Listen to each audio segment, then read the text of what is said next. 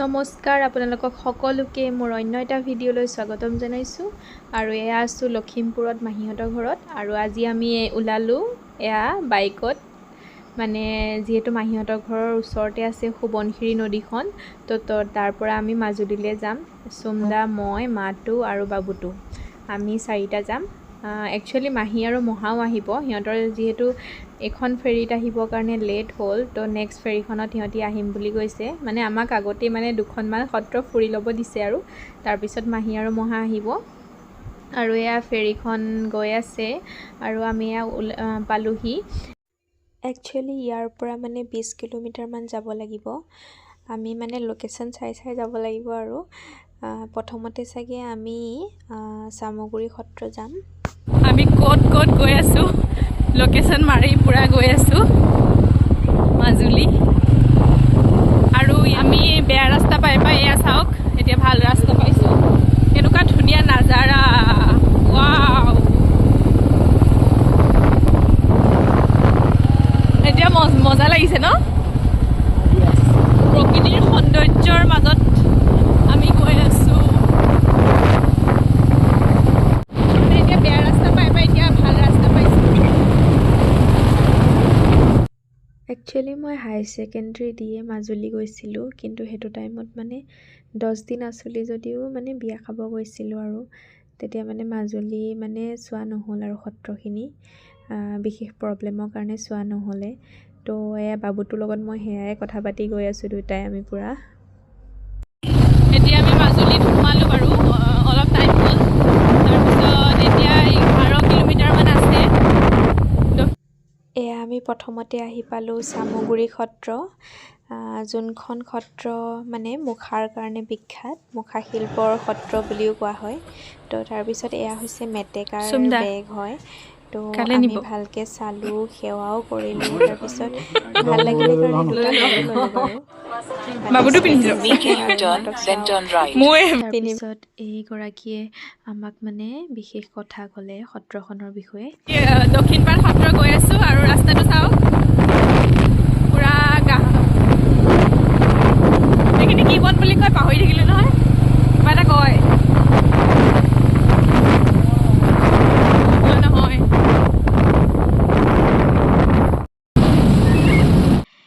এয়া আমি আহি দক্ষিণপাট সত্ৰ পাই গ'লোঁ এয়া চাইনবৰ্ডত দেখিছে তাৰপিছত এয়া ৰাস্তাটো সোমাই গৈ আছোঁ আঁতৰ পৰাই দেখিছোঁ কৃষ্ণচূড়া ফুলি থকা ৱাও চাওক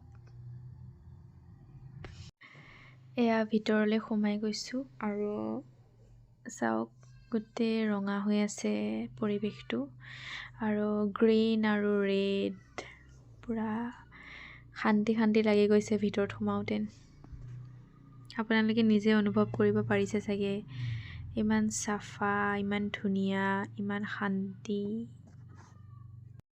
এয়া আমি ভিতৰত সোমাই গৈ আছোঁ মোবাইল আৰু মেইন আৰু এইটো কাৰণ স্মৃতিটো ৰাখি থ'বই লাগিব যিহেতু আৰু এয়া যে সোমাই আহিলোঁ ভিতৰত আৰু এয়া সূতা দেখিছে এইখিনি বোলে নদীত উটি অহা সূতা হয় তুলসীৰ সূতা মেইন সত্ৰাধিকাৰজনে মানে সপোনত দেখিছিলে বোলে তাৰপিছতে আৰু এনেকৈ বনোৱা হৈছে আৰু তাৰপিছত এইটো হৈছে মিউজিয়ামত আগৰ দিনৰ মানে বস্তুখিনি সংগ্ৰহ কৰা হৈছিলে তাৰপিছত আমি তাততো ভিডিঅ' কৰিব দিয়া নহয় বাৰু আৰু মেইনলি মানে তাত সোণৰ বস্তুখিনি ৰখা হৈছিলে চব সোণৰ আৰু মূৰ্তিবোৰ সোণৰ আছিলে তাৰপিছত এয়া হৈছে শহাপহু আৰু হৰিণ এয়া মানে ৰখা হৈছিলে আৰু এয়া ভিতৰত আহিলৈ আমি সেৱা ল'লোঁ ভালকৈ আমি যিহেতু স্কুটিত আহিলোঁ আৰু স্কুটিত চাদৰ মেখেলা পিন্ধিলে বেয়া হয় সিহঁতি বাইকত স্কুটিত আহিছিলে আৰু আমি বাইকত আহিছিলোঁ আৰু আমাক সেয়া বাহিৰৰ পৰাই সেৱা কৰিলোঁ আমাক ভিতৰত সোমাব নিদিলে তাৰপিছত বেয়া লাগিলে কিন্তু উপায় নাই বাহিৰৰ পৰা সেৱা কৰিলোঁ আৰু কাৰণ কষ্ট হয় ইমান দূৰ আহিছোঁ তো সেইটোৱে আৰু ইয়াত চেঞ্জ কৰিব পাৰিলোঁ হয় কিন্তু দেৰি হ'ব বুলি আৰু আমি নানিলোঁ আৰু যিহেতু চব ফুৰিম সেইটো কাৰণে বাবুটো কিবা ক'বা কেলে কি ক'ব লাগিব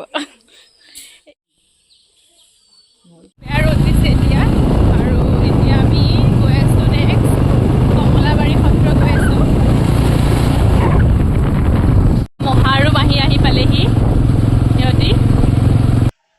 দুখন সত্ৰ চোৱাৰ পাছত এয়া মাহী আৰু মহা ওলালহি আৰু এতিয়া আমি সকলোৱে এয়া কমলাবাৰী সত্ৰৰ ভিতৰত সোমাইছোঁ।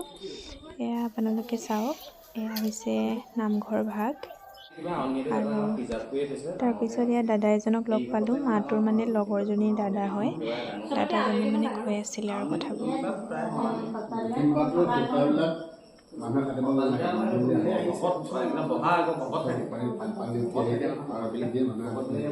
অঁ সেয়া মানে পানীত উটি অহা সেই তুলসীৰ বুলি কৈছে ন? অঁ ইয়াৰ তুলসী।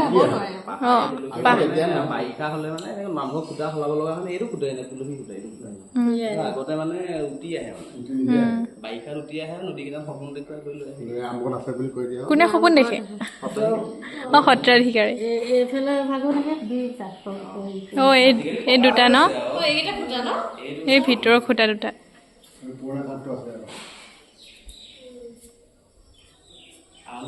ৰজা শিৱসিংহৰ দিনত খুটা এটা আছে, শিৱসিংহ এতিয়া খুটাটো প্ৰিজাৰ্ভ কৰি ৰাখিছে তাত।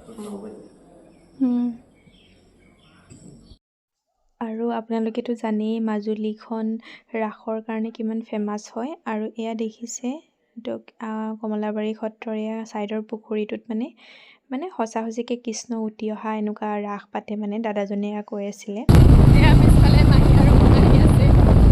আমি এয়া নেক্সট আহিলোঁ আউনীআটী সত্ৰ। আজি চাওকচোন, চবতে কৃষ্ণচূড়া ফুলি থকাই দেখিব পোৱা গৈছে। তাৰপিছত ইমানেই পানী পিয়াহ লাগিছিলে, চবেই পানী খাই লৈছে আৰু তাৰপিছত এয়া চাকি তাকি কিনা হ'ল।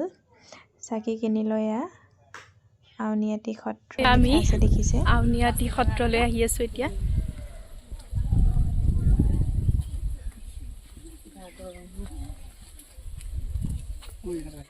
এয়া মন্দিৰ ভাগৰ ভিতৰত আমি সোমালোঁ। তাৰপিছত এয়া সেৱা ল'লোঁ।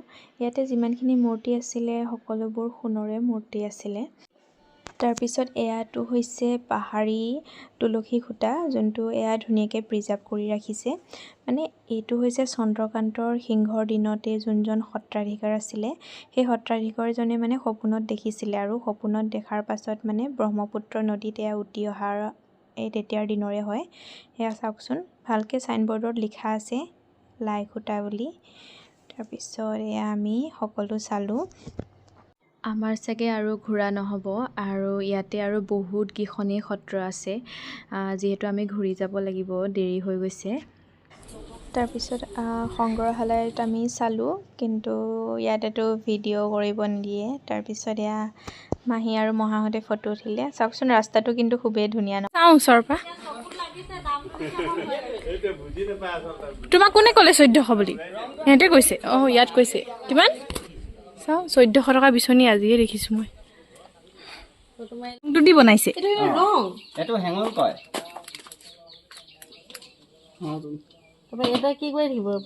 সেইটোতো ঢেৰ খাটনি আছে। এইটো পাথৰ হয়, এইটো আপোনাৰ গুৰি কৰিব লাগিব। গুৰি কৰি এই নালটো বনাইছে। অঁ নালটো এইটো পাতত দিব লাগিব, এইটো লাৰ সৈতে পাতত দিব লাগিব। এইটো মেচিনত বনায়। দাম লৈছে আকৌ। এইটো হালধীয়াটো এইটো পাথৰ গুৰি কৰিয়ে থোৱা আছে, এইটো আৰু মাৰিবলৈকে আছে। এইটো বহুত কষ্ট হয় ন? কষ্ট হয়, সেইটো কাৰণে সেইটো দাম। তাৰপিছত আৰু ঘূৰিব সময় নহ'লে বাকী এয়া মাজুলীৰ মামাহঁতৰ ঘৰত সোমালোঁ। তাৰপিছত ইয়াতে ভাত পানী খাই লৈ আৰু এয়া আমি ঘৰলৈ বুলি ওলালোঁ। আৰু ঘৰলৈ মানে আৰু এতিয়া আকৌ যিহেতু টাইমিং থাকে ফেৰীৰ, তো ফেৰীত উঠিব লাগিব। তো এয়া আমি গৈ আছোঁ আৰু নদীৰ ওচৰত আকৌ মহাৰ মানে চিনাকি মানুহে ঘৰলৈ আহিছোঁ। কাৰ ওচৰলৈ আহিছোঁ? অঁ বিলত, সিহঁতৰ মানে মহাহঁতৰ বিলত থকা মানুহ এজনৰ ওচৰলৈ আহিছোঁ। এয়া মানুহ ঘৰত আমি চাংঘৰৰ ওপৰত বহি লৈ অকণমান ৰেষ্ট ল'লোঁ, আৰু কিবা কিবি খাব দিলে খালোঁ। আৰু এয়া এতিয়া 5টা বাজি গ'ল, ফেৰীখন গুচি গ'ল। এতিয়া আমি ৰখিব। আৰু এয়া কি হ'ল বাবুটো কৈ দিয়া কেছটো। এনেকুৱা হ'ল মানে ওপৰলৈ দাঙি ক মুখখন। কেছটো এনেকুৱা হ'ল মানে মাতৃ পিতৃয়ে ক'ৰবাত সোমাই দিলে এঘৰ মানুহক। হয়, এই পংক্তি হাজৰিকাই মাল খালে, নিচাত ঢেল খাই পৰি আছিলে। তেওঁ তুলি অনা অকণমান পলম হ'ল। মেইন কথাটো কি হ'ল, 4:30টাত হেৰি আছিলে, ফেৰী আছিলে। তাৰপিছত গুচি গ'ল, আমি নাপালোঁ। এতিয়া নেক্সটখন 7টাত আছে, 7টাত নহয় 6টাত আছে। এতিয়া আমি এনেকৈ বহি আছোঁ। বাবা চাই পাই গ'লি। বাকী আমি এয়া ফেৰীত উঠিলোঁ আৰু আজি দিনটোৰ জাৰ্ণিটো বহুত ভাল আছিলে।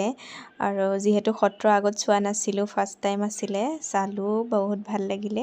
আৰু আপোনালোকেও আহিব সত্ৰৰ নগৰী মাজুলীলৈ। এয়া মহাহঁতৰ ফিচাৰীৰ ওচৰত চাওক, ৰাস্তাটো কিমান ধুনীয়া, বহুত ধুনীয়া ন? এয়া এইটো ন ফিচাৰী, এইটো আৰু সেই আগৰটো, অঁ ছাইডৰটো, সেইকেইটা কি ম'হ হয় ন? এয়া আন্ধাৰ নোপোৱা আগতে আমি ঘৰ পালোহি।